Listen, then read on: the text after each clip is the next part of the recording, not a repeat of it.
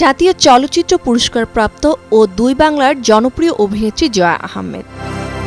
পর্দায় ভিন্ন ভিন্ন চরিত্রে নিজেকে ফুটিয়ে তুলেছেন এই নায়িকা। সাবলীল অঙ্গভঙ্গি ও অভিনয় দক্ষতা বরাবরই সিনেমা প্রেমীদের হৃদয় ছুঁয়ে যায় এই তারকা। মুম্বাইয়ে অনুষ্ঠিত হয় ফিল্মফেয়ার ওটিটি অ্যাওয়ার্ড পঞ্চম আসন।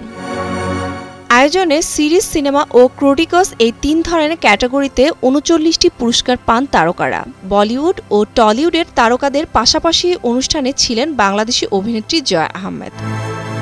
ফিল্মফেয়ার ওটিটি অ্যাওয়ার্ড ২০২৪-এ তিনি পেয়েছেন বিশেষ পুরস্কার। ঢাকার ঐতিহ্যবাহী জামদানি পরে ভারতের মঞ্চে উঠেছেন জয়া আহমেদ।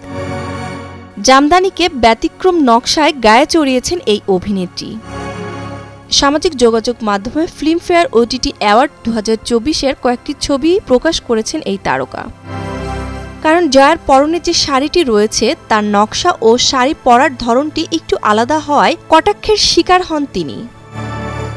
এই নিয়ে মুখ খুললেন জয়া। সংবাদ মাধ্যমকে দেওয়া একটি সাক্ষাৎকারে তিনি বলেন, আমি দেখেছি অনেকেই এটা নিয়ে কথা বলছে। আমরা আমাদের ঐতিহ্যবাহী খাবার যদি ফিউশন করে খেতে পারি, যেমন পিঠা বা মাছ, তো আমরা ফিউশন করেই খাই।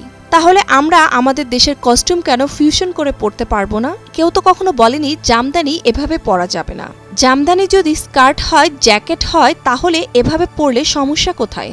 আমরা যত ফিউশন করব তত বাইরের দেশের কাছে উপস্থাপনা করতে পারবো, এটার চাহিদা আরো বেড়ে যাবে। এইসব ভেবেই আমি জামদানি শাড়িকেই ফিউশন করেছি। দেখুন, কয়েক বছর আগে জামদানি এতটা জনপ্রিয়তা ছিল না, কিন্তু এখন জামদানি চাহিদা বেড়েছে। মনে হয় এটা শুধু শাড়ি নয়, এটা একটা অলংকারের মতো।